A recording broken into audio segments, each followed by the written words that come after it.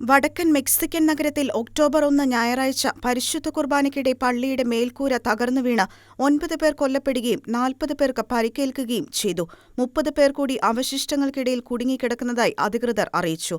മാമോദീസ ചടങ്ങിനിടെ പള്ളിയുടെ മേൽക്കൂര പൊളിഞ്ഞ് വിശ്വാസികളുടെ മേൽ പതിക്കുകയായിരുന്നു.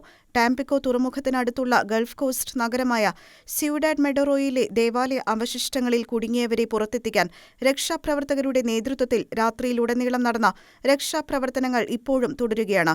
കെട്ടിടത്തിന്റെ മേൽക്കൂര നിലം പൊത്തുന്നതിന്റെയും പൊടിപടലത്തിൽ പ്രദേശം മുങ്ങുന്നതിന്റെയും CCTV ദൃശ്യങ്ങൾ സമൂഹമാധ്യമങ്ങളിൽ പ്രചരിച്ചതോടെ ആകസ്മിക ദുരന്തത്തിൽ ലോകമെങ്ങും നിന്ന് അനുശോചന പ്രവാഹമാണ് ഒഴുകിയെത്തുന്നത്.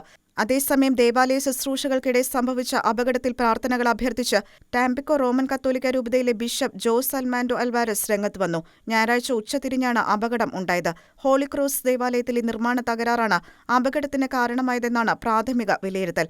പോലീസും അവശ്യ സേനാംഗങ്ങളും എത്തിയാണ് അപകടത്തിൽപ്പെട്ടവരെ പുറത്തെടുത്തത്.